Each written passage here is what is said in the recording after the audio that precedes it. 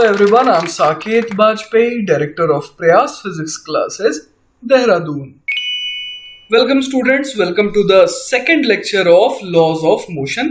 Basically बच्चों इस lecture में हम लोग डील करेंगे विथ इम्पल्स और न्यूटन्स थर्ड लॉ से। तो सबसे पहले देखते हैं कि आखिर ये जो नई क्वांटिटी आ रही है इम्पल्स, ये एक्चुअली होती क्या है।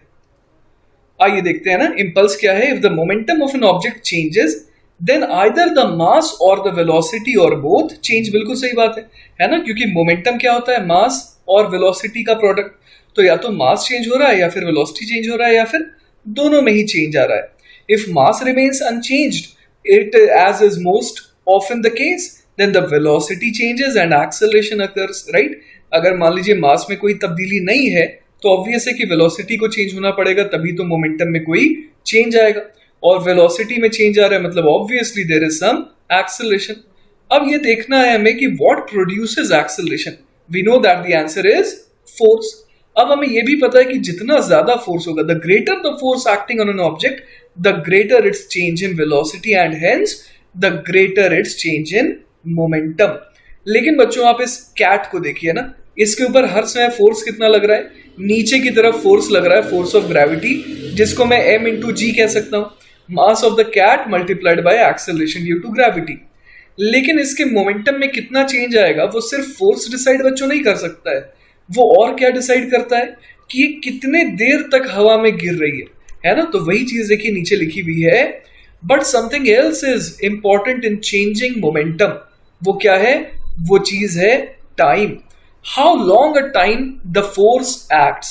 A force sustained for long time produces more change in momentum than does the same force applied briefly. है ना, अगर कम देर के लिए इस पर mg फोर्स लगेगा तो कम चेंज इन मोमेंटम आएगा, ज्यादा देर के लिए mg फोर्स लगेगा तो ज्यादा चेंज इन मोमेंटम आएगा, है ना, क्योंकि वेलोसिटी जो है वो टाइम पे भी तो डिपेंड करती है, आपने पढ़ रखा है। So both force and time interval, है ना, फोर्स भी और टाइम इंटरवल भी दोनों ही इंपॉर्टेंट है इन चेंजिंग मोमेंटम। तो बच्चों अगर सिंपलेस्ट टर्म्स में बात करें तो फोर्स और टाइम इंटरवल के प्रोडक्ट को हम लोग कहते हैं इंपल्स, है ना। और बेसिकली यहां पर जो फोर्स मैंने लिया है वो ऑन एन एवरेज जो फोर्स है वो लिया है। या फिर आप एक और काम कर सकते हैं, अगर फोर्स वेरिएबल है तो आप क्या करेंगे, integration of F D T, है ना, वो कहलाता है बेसिकली इंपल्स।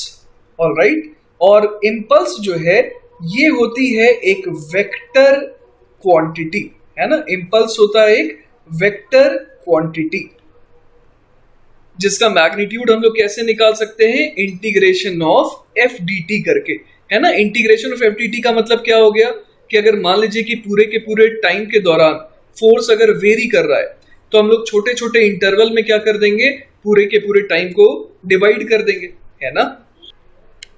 चलिए तो इंपल्स को एक और तरीके से समझते हैं। इंपल्स की वजह से एक्चुअली मोमेंटम में चेंज आता है। आइए देखिए कैसे।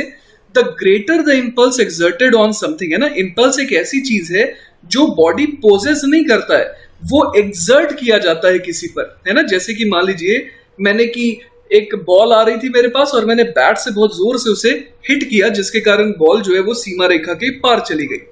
तो हुआ क्या, बेसिकली मैंने उस बॉल को इंपल्स प्रोवाइड करा। मैंने उसे क्या दिया, मैंने उसे एक बहुत जबरदस्त फोर्स से हिट किया और एक छोटे से टाइम इंटरवल के लिए वो बॉल जो है बैट के साथ कांटेक्ट में आई, और चूंकि फोर्स इतना ज्यादा था कि वो सफिशिएंट था उसके मोमेंटम को ठीक ठाक चेंज कर देने में। तो वही यहां लिखा है, the greater the impulse exerted on something the greater will be the change in momentum, है ना। अब एग्जैक्ट रिलेशनशिप अगर देखना है तो इंपल्स होता है चेंज इन मोमेंटम। आइए देखिए कैसे। हम लोगों ने अभी अभी क्या देखा, हम लोगों ने अभी अभी देखा कि basically integration of F D T वो क्या हो जा रहा है, integration of F D T को ही हम लोग क्या कह रहे हैं, इंपल्स कह रहे हैं, है ना।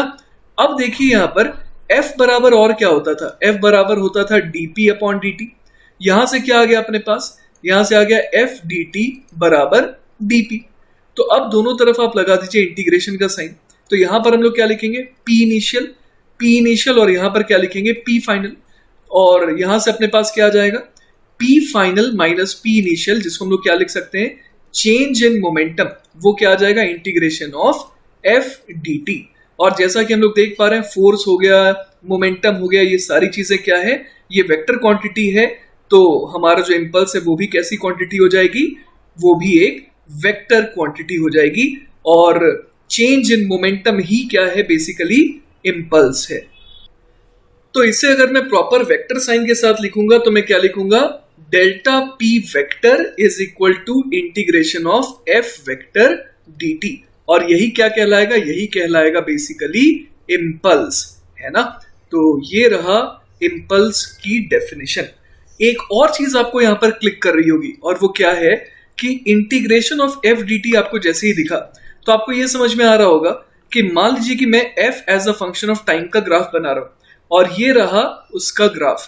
तो अगर मुझे t1 से t2 टाइम तक के लिए, है ना, t1 से t2 टाइम तक के लिए मुझे देखना है कि इस फोर्स के कारण कितना चेंज इन मोमेंटम आया, तो मैं ये जो एरिया अंडर द ग्राफ है इसे ही क्या बोल दूंगा, यही बोल दूंगा कि ये एक्चुअली इम्पल्स का मैग्नीट्यूड है। क्यों, क्योंकि इंटीग्रेशन ऑफ एफ dt, है ना, आपको याद होगा इंटीग्रेशन ऑफ y dx क्या होता था, एरिया अंडर द कर्व। तो उसी तरीके से area integration of f vector dt क्या कहलाएगा, area under F T graph. चलिए बच्चों, तो अब हम लोग 3 केस लेते हैं जिससे हम लोग इम्पल्स को और अच्छे से समझ पाए, है ना।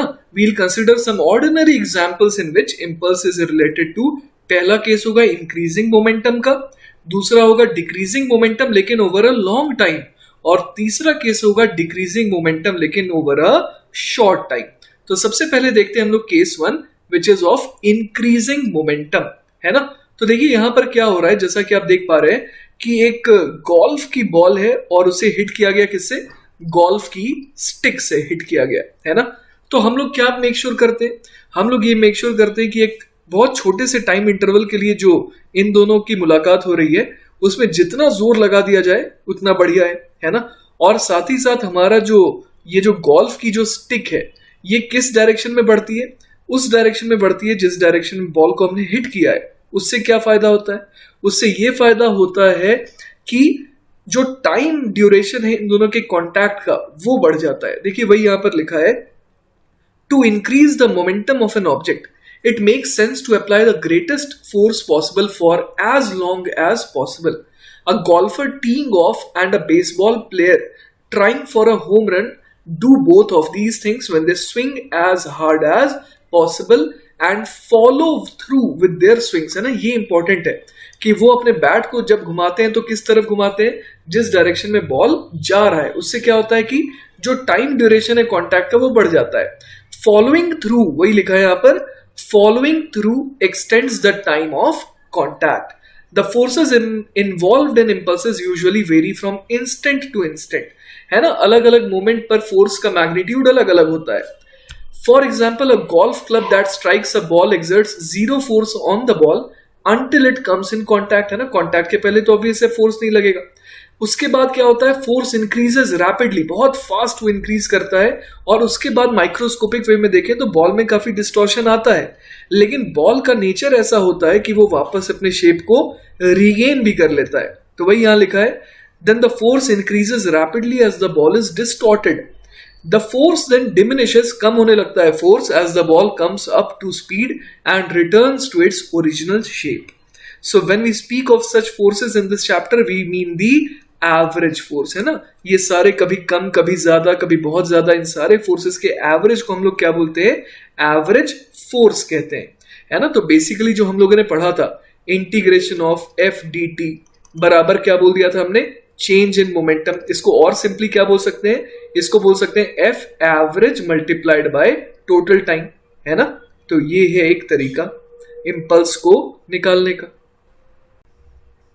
चलिए बच्चों, तो सेकंड केस में आते हैं जिसमें हमने क्या करना है, मोमेंटम को डिक्रीज करवाना है over a long period of time. Basically मान लीजिए ये जो ट्रक है ना, ये आउट ऑफ कंट्रोल हो गई।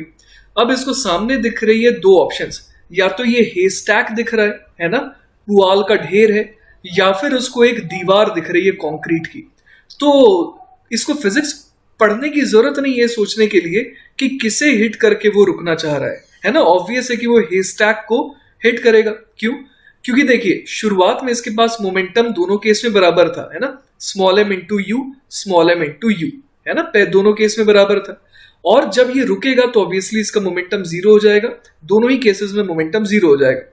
मतलब चेंज इन मोमेंटम तो दोनों ही केसेस में सेम है, चाहे वो हेस्टैक से टकराए चाहे वो दीवार से टकराए। लेकिन आप ये सोचिए कि जब दीवार से टकराएगा तो यहां पर फोर्स बहुत ज्यादा हो जाएगा और टाइम बहुत कम हो जाएगा। अगर मैं एवरेज फोर्स की बात करूं तो एवरेज फोर्स का मैग्नीट्यूड बहुत ज्यादा हो जाएगा, क्योंकि एक झटके में ये रुक जाएगा। वही हेस्टैक में क्या होगा, जब ये इसको हिट करेगा तो थोड़ा टाइम लेगा हेस्टैक इसको स्लो डाउन करके फिर रोकने के लिए।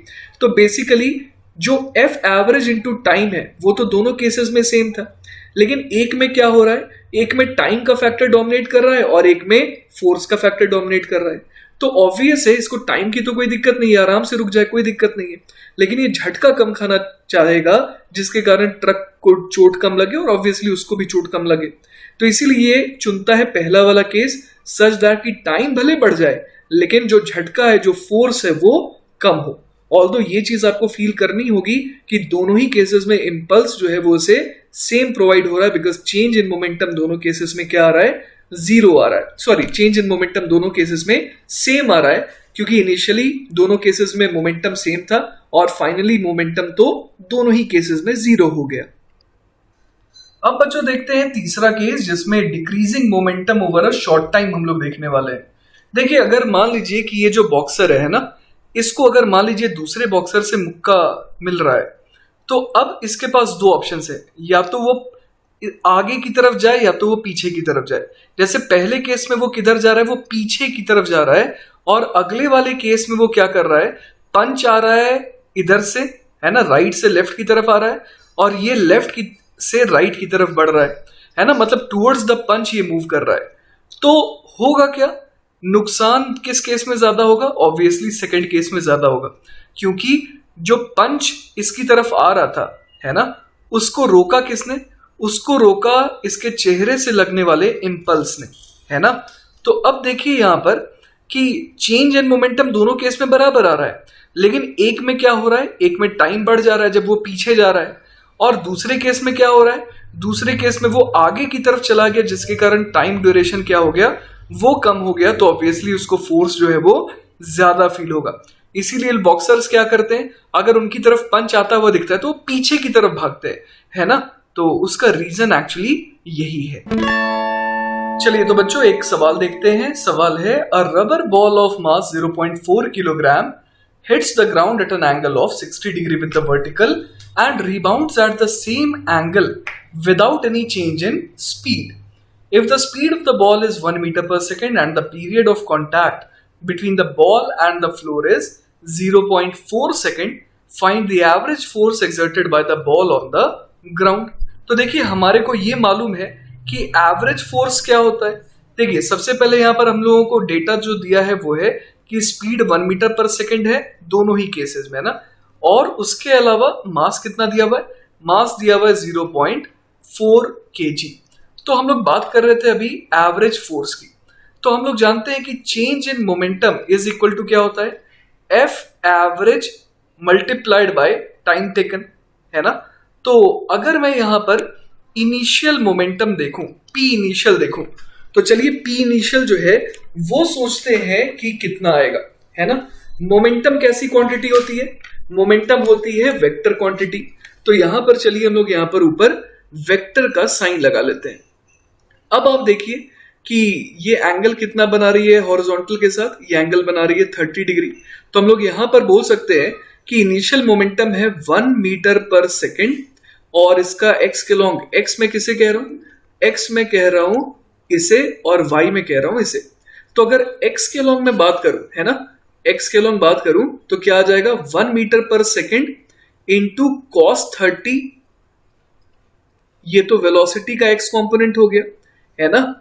और उसमें क्या जोड़ देंगे, प्लस यहां पर आई कैप भी लिखना चाहिए मुझे, ये तो हो गया आई कैप, और क्या लिखना चाहिए, plus 1 metre per second sign 30 degree, ये हो गया जे कैप, ये तो हो गई वेलोसिटी, और इसको मल्टीप्लाई किससे करना होगा, इसको मल्टीप्लाई करना होगा मास से, है ना। मास कितना है इसका, इसका मास दिया हुआ है 0.4 kg, मतलब कि 4/10, है ना। तो बेसिकली ये इसका इनिशियल मोमेंटम हो गया। अब फाइनल मोमेंटम के लिए क्या करें, तो P फाइनल हम लोग लिख सकते हैं बेसिकली, P फाइनल वेक्टर हो जाएगा, मास है 4/10 है ना, और अब x के अलॉन्ग इसकी वेलोसिटी देखते हैं। 1 का कौन सा कंपोनेंट लेंगे, 1 का हम लोग लेंगे cos 30 डिग्री कंपोनेंट, तो 1 cos 30 डिग्री आई कैप, और इस बार इसकी वेलोसिटी है ना।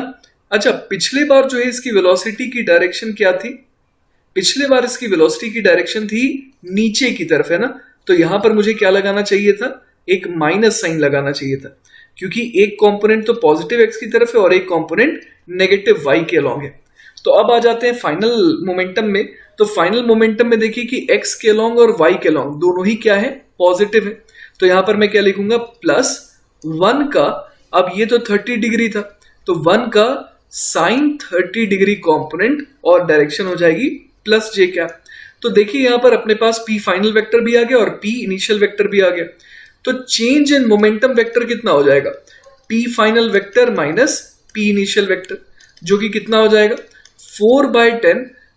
अब आप देखिए कि P फाइनल में से जब P इनिशियल घटाएंगे तो क्या गायब हो जाएगा, ये आई कैप वाला गायब हो जाएगा। तो बेसिकली रह कितना जाएगा, साइन 30 जे कैप, मतलब half j cap minus minus plus plus half j cap है ना। तो चेंज इन मोमेंटम जो है वो हमारे पास कितना आ गया, चेंज इन मोमेंटम जो है वो आ गया हमारे पास 4/10 जे कैप, और मोमेंटम जो है उसकी एसआई यूनिट क्या हो जाएगी, वो हो जाएगी न्यूटन इनटू सेकेंड है ना, क्योंकि change in momentum is equal to force into time, तो फोर्स के लिए न्यूटन और टाइम के लिए सेकेंड। तो अब देखिए अपने से सवाल में क्या पूछा था, अपने इस सवाल में पूछा था एवरेज फोर्स है ना।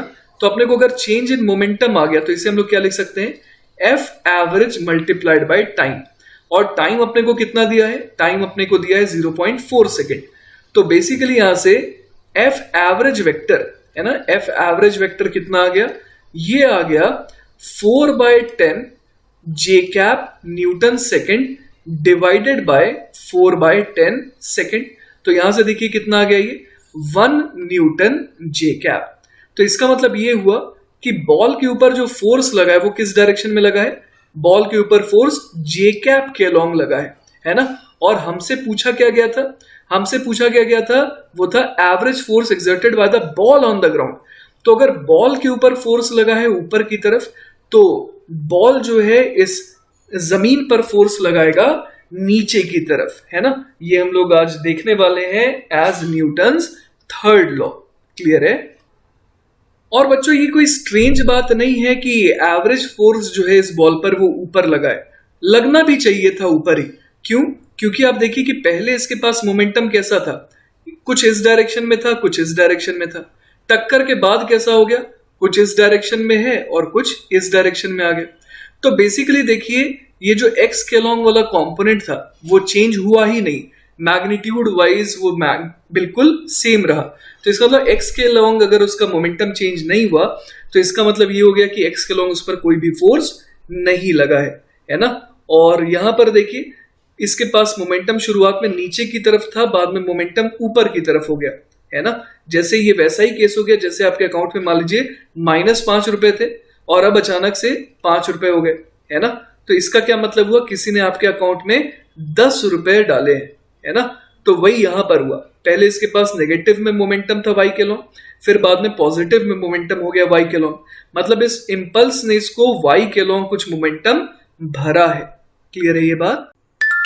चलिए बच्चों, तो फाइनली शुरू करते हैं Newton's third law of motion है ना। न्यूटन का थर्ड लॉ देखिए क्या स्टेट करता है, it states that whenever one object exerts a force on a second object, the second object exerts an equal and opposite force on the first.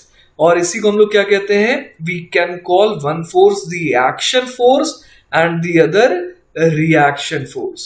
Then we can express Newton's third law in the form, जो बहुत famous line है, to every action there is always an opposed equal reaction है ना। तो जितना force लगाएंगे आप दूसरे पर, दूसरा भी आप पर उतना ही फोर्स लगाएगा। क्लियर है। अच्छा, एक चीज का ध्यान रहे, it does not matter which force we call action and which we call reaction, क्योंकि दोनों साइमल्टेनियसली होता है ना। The important thing is that they are two parts of a single interaction.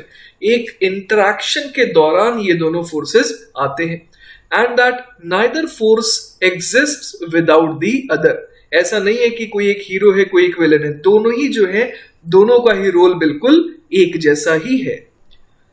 चलिए मैं आपको कुछ एग्जांपल्स दिखाता हूं। जैसे कि यहां पर जब हम लोग, है ना, जब हम लोग इस तरीके से कार में जाते हैं, कार में बैठ करके जाते हैं जब, तो हम लोग आगे की तरफ जा रहे हैं, है ना, हम मान लीजिए कि आप आगे की तरफ बढ़ रहे हैं, तो आगे की तरफ अगर आपका एक्सेलरेशन है तो ये कैसे मुमकिन हो पा रहा है?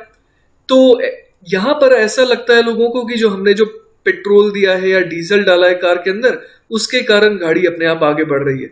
दरअसल बात ये नहीं है। बात ये है कि अगर आपने कोशिश करी कार को चलाने की ऑन अ स्मूथ सरफेस, तो गाड़ी जो है वो नहीं स्टार्ट हो पाएगी। क्यों नहीं स्टार्ट हो पाएगी? क्योंकि पहिया तो घूमेगा, है ना, पहिए के घूमने में कोई दिक्कत नहीं है, लेकिन ये जो पहिया है ना, वो एक्चुअली ग्राउंड को धक्का देता है पीछे की तरफ, और उसके बदले में ग्राउंड भी पहिए को धक्का देती है आगे की तरफ। और ये जो फोर्स होता है ये होता है फोर्स ऑफ फ्रिक्शन। ठीक है, तो अगर फ्रिक्शन नहीं होगा तो ये संभव नहीं हो पाएगा कि एक रुकी हुई कार ऑटोमेटिकली आगे की तरफ बढ़ने लगे। क्लियर है? तो यहां पर हम लोग किसी को भी एक्शन और किसी को भी रिएक्शन कह सकते हैं। जैसे टायर पुशेस ऑन रोड, तो बदले में क्या हो रहा है, रोड भी जो है टायर को पुश कर रही है आगे की तरफ। तो बेसिकली आपको कौन चलाता है? आपको चलाता है फ्रिक्शन। अगर वो ना हो तो पेट्रोल या डीजल किसी भी काम नहीं आएगा। क्लियर है ये बात?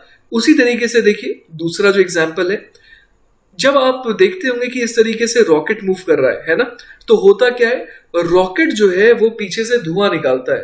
तो होता ये है कि rocket pushes on gas, rocket जो है गैस को पीछे धक्का देता है, तो बदले में गैस क्या करती है, गैस रॉकेट को आगे की तरफ धक्का देती है, जिसके कारण ये आगे की तरफ बढ़ पाता है। उसी तरीके से यहां पर देखिए, आप समझ पा रहे होंगे कि ये जो बॉडी बिल्डर है ना, ये जब इस तरीके से जिम में जाकर के स्प्रिंग को खींच रहा है, तो ये जो इंसान है वो क्या कर रहा है, इंसान जो है स्प्रिंग को खींच रहा है, तो बदले में स्प्रिंग भी क्या करती है, इंसान को टुवर्ड्स राइट खींचती है। क्लियर है ये बात? और इसी तरीके से एक और एग्जांपल देखिए यहां पर क्या हो रहा है कि मान लीजिए कि आप एक लीनिंग टावर ऑफ पीजा है ना, लीनिंग टावर ऑफ पीजा बहुत फेमस है, इटली में है। तो यहां पर जब आप चढ़ करके बॉल को नीचे ड्रॉप करते हैं, तो बेसिकली ये नीचे काय को जाती है, ये नीचे इसलिए जाती है क्योंकि धरती इसे खींचती है अपने की तरफ, है ना, धरती से अपनी तरफ खींचती है by the force of gravity. तो बदले में बॉल अर्थ पर कैसा फोर्स लगाता है, बदले में बॉल भी अर्थ पर लगाता है ग्रेविटेशनल फोर्स ही, है ना। आप लोग ये पढ़ेंगे या आपने पढ़ा भी होगा कि दो मासेस जो है एक दूसरे को क्या करते हैं, हमेशा बच्चों अट्रैक्ट करते हैं, किस फोर्स से, ग्रेविटेशनल फोर्स से। तो यहां पर धरती बॉल को खींच रही है, तो बॉल भी धरती को खींच रहा है। वो अलग बात है कि बॉल का चूंकि मास जो है वो बहुत कम है, इसलिए बॉल का एक्सेलरेशन ठीक ठाक आ जाता है, लेकिन उतना ही फोर्स जब हम लोग धरती पर लगा रहे हैं तो उसका एक्सेलरेशन नेग्लिजिबल आ रहा है, क्योंकि उसका मास क्या है, बहुत बहुत ज्यादा है। क्लियर है? उसी तरीके से ये अगला डायग्राम देखिए, है ना, इस डायग्राम में आप देख पा रहे हैं कि ये देखिए, ये जैसे कि हमारे यहाँ अर्थ है ना, और उसके ऊपर एक टेबल है और यहाँ पर एक बॉल है। तो जैसे कि हम लोग देखते हैं कि बॉल पर कौन कौन से फोर्सेस लगते हैं, बॉल पर एक तो फोर्स लगेगा फोर्स ऑफ ग्रेविटी, है ना, फोर्स ऑफ ग्रेविटी, जो कि इस पर कौन लगाएगी, जो कि इस पर लगाएगी अर्थ, है ना। ये जो फोर्स ऑफ ग्रेविटी है, नीचे खींचने वाला फोर्स, ये इस पर अर्थ लगा रहा है।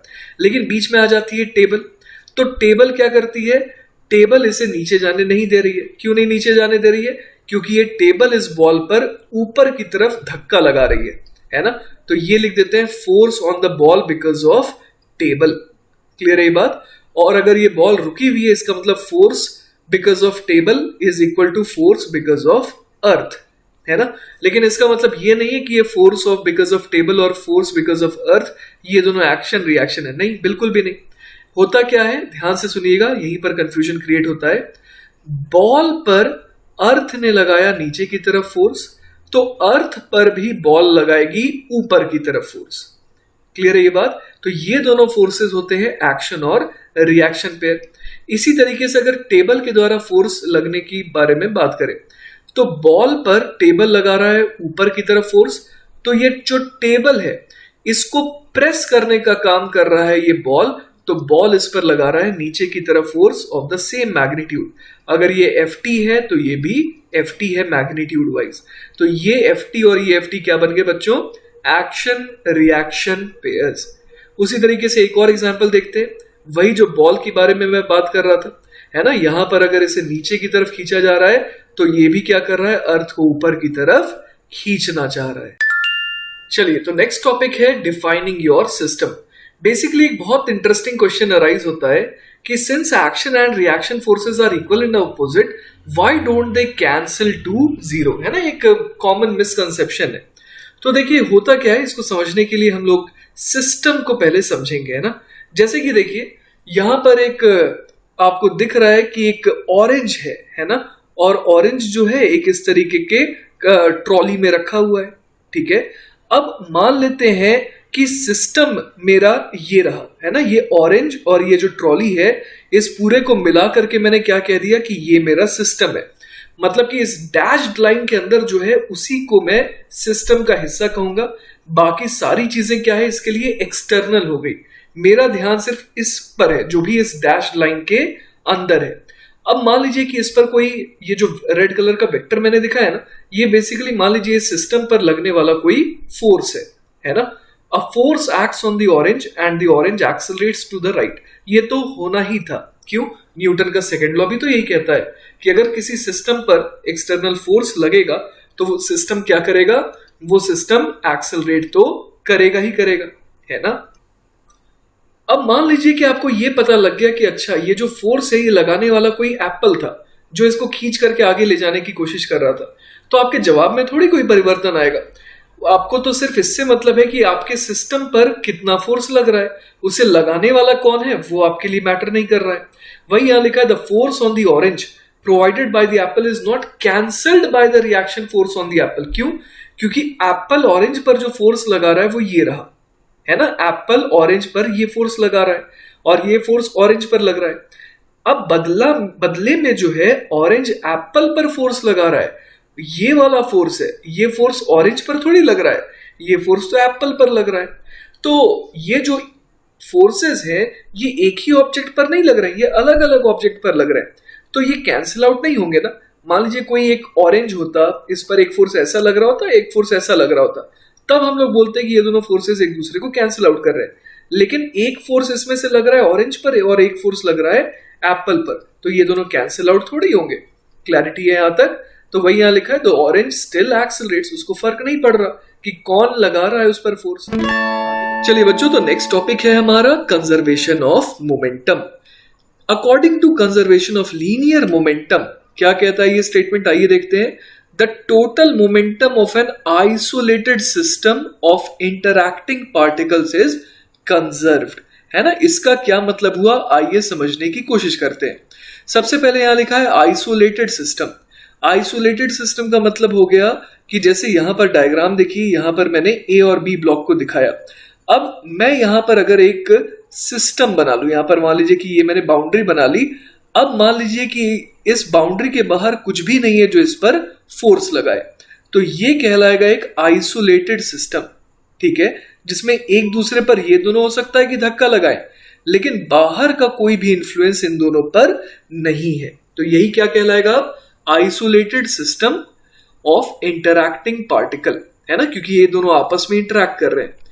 In other words, if there is no external force acting on the system, है ना, no net external force acting on the system, कोई बाहरी फोर्स इस पर नहीं है, या अगर है भी तो वो मिला करके कितना आ रहा है? जीरो आ रहा है। तभी यहां पर क्या लिखा है? नो नेट एक्सटर्नल फोर्स, है ना। नेट एक्सटर्नल फोर्स भी कितना है? जीरो है, ठीक है। तो क्या होगा? The total momentum remains conserve. मतलब कि इनिशियली जो भी मोमेंटम था ना बच्चों सिस्टम का, जैसे इस डायग्राम में देखिए बिफोर कोलिजन कितना था? m1 into u1 plus m2 into u2। ये इनके कहने का मतलब ये है कि m1u1 प्लस m2u2 बाद में कितने के बराबर हो जाएगा, m1v1 प्लस m2v2 के, है ना। ये अभी हम लोग प्रूव करेंगे, बहुत जल्दी करेंगे। तो वही यहां पर लिखा है, in other words for an isolated system the initial momentum of the system is equal to the final momentum of the system. मतलब m1u1 plus m2u2 initial momentum, m1v1 plus m2v2 final momentum. Clear है? आइए देखते हैं इसको prove कैसे किया गया है। Consider to objects A and B of masses m1 and m2 moving along the same direction, है ना, दोनों सेम डायरेक्शन में जा रहे हैं at different velocities u1 vector and u2 vector respectively. अलग अलग वेलोसिटीज है और ये भी होना पड़ेगा कि u1 को u2 से ज्यादा होना पड़ेगा, है ना, मैग्नीट्यूड वाइज u1 को u2 से ज्यादा होना पड़ेगा, तभी तो A B से कोलाइड कर सकता है। अब देखिए यहां पर क्या बोला गया है, then they collide and during collision. मान लीजिए कि A जो है वो B पर कितना फोर्स एक्सर्ट कर रहा है, force on 2 because of 1 vector, और साइमल्टेनियसली B भी क्या करेगा, वो बदला लेगा और एक फोर्स लगाएगा जिसको हम लोग लिख सकते हैं F12 वेक्टर, मतलब force on 1 because of 2। Clear है ये बात?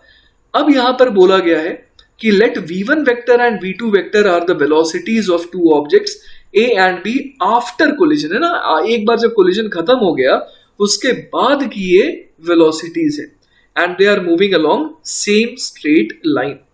तो हम लोग देख सकते हैं the momentum of B before collision, collision के पहले हम लोगों ने क्या देखा था, कितना था मोमेंटम, m2u2 वेक्टर था। अब momentum of B after collision हम लोगों ने क्या देखा कि m2v2 वेक्टर हो गया। अब ये देखिए यहां पर कि अगर t टाइम तक कोलिजन हुआ था, है ना, कोलिजन का अंतराल जो है वो t टाइम का था, तो यहां पर हम लोग क्या बोल सकते हैं, the rate of change of momentum of B is equal to rate of change of is equal to force by A on B। क्या कहना चाह रहा है ये, rate of change of momentum of B, है ना, वो किसके बराबर होगा, जो फोर्स इसके ऊपर लग रहा है, जैसा कि हम लोग पढ़ भी चुके हैं, है ना। फोर्स क्या होता है, rate of change of momentum. तो आखिर फोर्स नहीं तो कौन से फोर्स है, वो फोर्स जो फोर्स ऑन 2 बिकॉज ऑफ 1, जो फोर्स 1 लगा रहा है 2 पर, मतलब A लगा रहा है B पर, उसकी वजह से ऑब्जेक्ट B का मोमेंटम चेंज करेगा। कितने से चेंज कर जाएगा, m2v2 माइनस m2u2, और उसको डिवाइड कर देंगे किससे, टाइम से, तो ये क्या बन जाएगा, change in momentum upon time, मतलब कि rate of change of linear momentum, जो कि इतना बन गया, है ना। इसी तरीके से हम लोग क्या बोल सकते हैं यहां पर, इसी तरीके से हम लोग बोल सकते हैं the rate of change of momentum of A is equal to force by B on A, है ना, कि एक A को सिर्फ अगर आप देखें, सिर्फ और सिर्फ किसे देखें आप, A को, तो उसका जो rate of change of momentum होगा वो किसके बराबर होगा, जो फोर्स उसके ऊपर लग रहा है ना। न्यूटन का सेकेंड लॉ यही तो बताता है। तो उस पर कौन सा फोर्स लग रहा है, फोर्स ऑन 1 बिकॉज ऑफ 2, तो वो कितने के बराबर आ जाएगा, इस तरीके से इतने के बराबर आ जाएगा। अब देखिए हम लोग क्या जानते हैं कि न्यूटन थर्ड लॉ के हिसाब से action is equal to reaction magnitude wise, है ना, मतलब F12 वेक्टर का जो मैग्नीट्यूड है वो F21 वेक्टर के मैग्नीट्यूड के बराबर होना चाहिए, लेकिन दोनों की डायरेक्शन ऑपोजिट होगी, है ना, इक्वल एंड ऑपोजिट रिएक्शन, है ना। तो इसीलिए यहां पर साइन में देखिए माइनस साइन आ गया, क्योंकि अगर एक फोर्स लेफ्ट की तरफ लग रहा है बच्चों, तो दूसरा फोर्स राइट की तरफ लग रहा है। तो जैसे ही हम लोगों ने ऐसा किया तो आप देखिए ये फाइनली क्या बन गया, m1u1 vector plus m2u2 vector बराबर m1v1 vector plus m2v2 vector, जो कि हमें क्या बता रहा है, total momentum before collision is equal to total momentum after the collision. और ये कब वैलिड रहा, जब हमने देखा कि पूरे सिस्टम पर कोई बाहरी नेट फोर्स नहीं लग रहा है, वो फोर्स जो लग रहा है एक दूसरे के ऊपर, ये कौन सा है, ये है इंटरनल फोर्स, है ना। इस सिस्टम के अंदर ही ये दोनों कंपोनेंट्स थे, है ना, A और B, और ये दोनों एक दूसरे पर फोर्स लगा रहे थे। तो सिस्टम तो मैंने दोनों को मिला करके माना था, तो इसीलिए ये एक्सटर्नल फोर्स नहीं कहलाएगा। चलिए बच्चों, तो नेक्स्ट सवाल देखते हैं। अ 5 kg fish swimming 1 metre per second swallows an absent-minded 1 kg fish swimming toward it at a velocity that brings both fish to a halt immediately after lunch. What is the velocity v of the smaller fish before lunch? तो basically बच्चों अपने को ये दिया हुआ है कि बड़ी वाली मछली का मास 5 kg है, छोटी वाली का 1 kg है। बड़ी वाली मछली राइट की तरफ जा रही थी 1 मीटर पर सेकेंड से, और छोटी वाली लेटर से की v स्पीड से जा रही थी टुवर्ड्स लेफ्ट।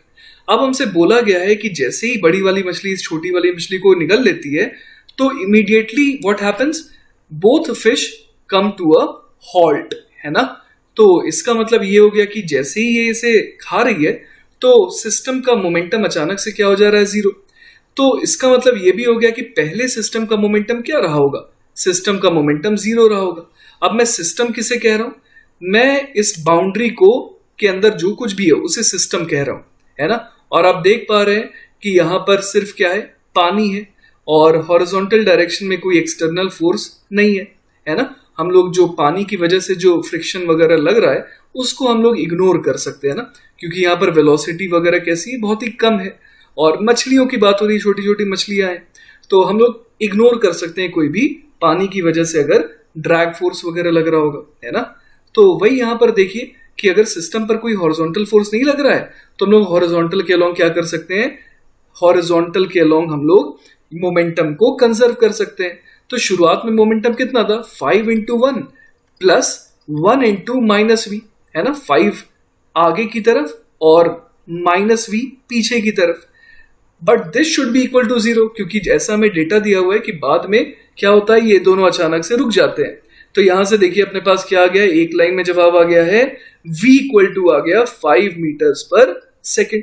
तो अगर इस स्पीड से, है ना, छोटी वाली मछली अगर जा रही होगी इस बड़ी वाली मछली के मुंह में, तो क्या हो जाएगा, जैसे ही ये बड़ी वाली मछली से निकलेगी तो वैसे ही क्या होगा, वैसे ही पूरे सिस्टम को रुकना पड़ेगा immediately.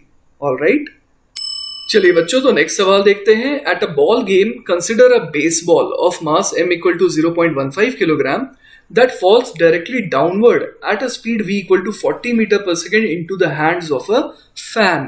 What impulse ft must be supplied to bring the ball to rest? If the ball is stopped in 0.03 seconds, what is the average force of the ball on the catcher's hand? तो basically सवाल बड़ा आसान है। एक baseball जो है ना, ये जो बॉल है इसका मास कितना दिया है, 0.15 किलोग्राम। अब ये नीचे की तरफ जा रही है कितने स्पीड से, 40 मीटर पर सेकेंड, है ना। अब एक फैन के हैंड पे पहुंचने के ठीक पहले इसकी स्पीड कितनी है, 40 मीटर पर सेकेंड डाउनवर्ड। अब कोई जो इसका फैन है ना, जो इंसान है यहाँ पर, बेसिकली वो इस तरीके से हाथ में इस बॉल को कैच करने के फिराक में, है ना। तो अब हमसे पूछा गया है कि what impulse FT must be supplied to bring the ball to rest. Obviously impulse कौन देगा, ये जो हाथ है इंसान का, ये इस बॉल को इम्पल्स प्रोवाइड करेगा।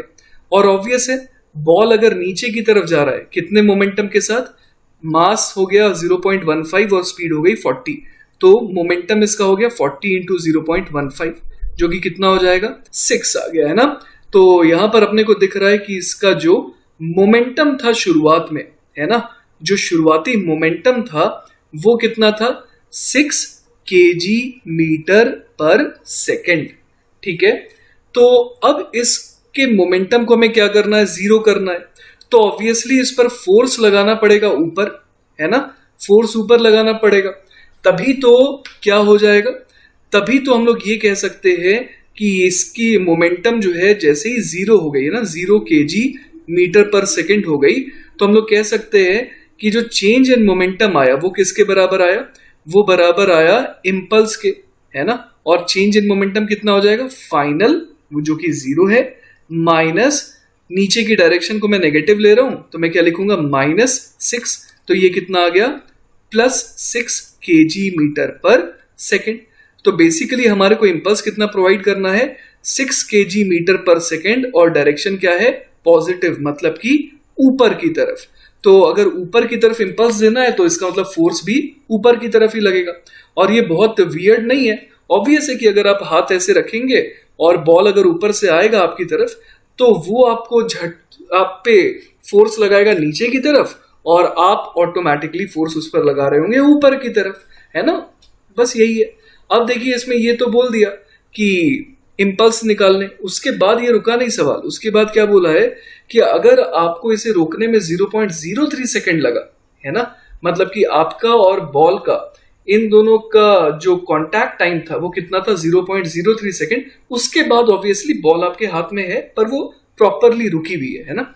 तो यहां पर बोल रहा है कि इसका मतलब आपने एवरेज फोर्स कितना लगाया, या फिर उसका न्यूटन थर्ड लॉ के हिसाब से ये भी बोल सकते हैं कि average force of the ball on the catchers hand कितना हो जाएगा, क्योंकि जितना आप बॉल पर फोर्स लगाएंगे उतना ही फोर्स क्या लगाएगी बॉल भी आपके ऊपर। तो अपने को ये तो पता चल गया कि इम्पल्स कितना है ना। तो अब हम लोग यहाँ पर क्या बोल देंगे, F average multiplied by time. ये क्या होता है, ये होता है बेसिकली इम्पल्स, है ना। तो यहां से एफ एवरेज अपने पास कितना आ जाएगा, एफ एवरेज आ जाएगा अपने पास, इम्पल्स होता 6, उसको डिवाइड कर देते हैं टाइम से, और टाइम अपने को कितना दिया हुआ था, टाइम देखिए अपने को दिया हुआ था 0.03, है ना, 0.03 सेकेंड। तो यहां लिख देते हैं 0.03। तो ये कितना हो जाएगा, बहुत इजी है कैलकुलेशन। यहां पर हम लोग लिख सकते हैं 6/3 और ऊपर चला जाएगा 100। तो ये कितना हो गया, ये हो गया 200 न्यूटन। तो 200 न्यूटन का फोर्स बॉल आप पर लगा रही है और आप भी बॉल पर लगा रहे हैं, क्योंकि न्यूटन का थर्ड लॉ ही तो ये कहता है ना कि जितना फोर्स बॉल आप पर लगाएगी उतना ही फोर्स आप बॉल पर लगाएंगे। तो जो मैग्नीट्यूड है फोर्स का वो कितना आ रहा है, 200 न्यूटन। चलिए बच्चों, तो आज के लेक्चर का ना आखिरी सवाल देखते हैं। सवाल है, जूडी जिसका मास 40 kg है, standing on slippery ice, catches her leaping dog, और उस डॉग का भी नाम है अट्टी जिसका मास है 15 kg, moving horizontally at 3 metre per second. What is the speed of Judy and her dog after the catch. तो बेसिकली यहां पर एक लड़की है ना, और ये जो लड़की है इसके लिए हम लोग बोल सकते हैं कि इसका नाम है जूडी जिसका मास कितना है 40 kg, और एक डॉग है ना जो इसकी तरफ आ रही है।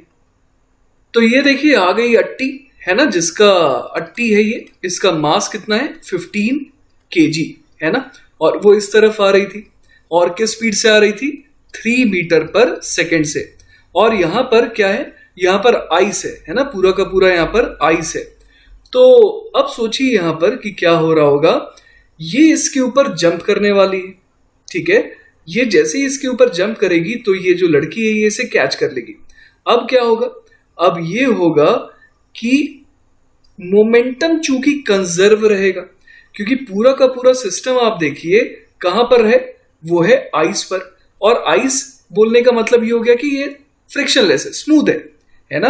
तो अगर स्मूथ है तो हॉरिजॉन्टल एक्सटर्नल फोर्स तो कुछ है ही नहीं, तो पूरे सिस्टम का मोमेंटम क्या रहने वाला है, पूरे सिस्टम का मोमेंटम जो है वो रहने वाला है कंजर्व। तो जैसे ही जूडी अट्टी को देखिए कैच कर चुकी है ना, तो अब हम लोग कह सकते हैं कि पूरे सिस्टम का जो मोमेंटम था शुरुआत में वो अभी भी क्या रहेगा, उतना ही रहेगा।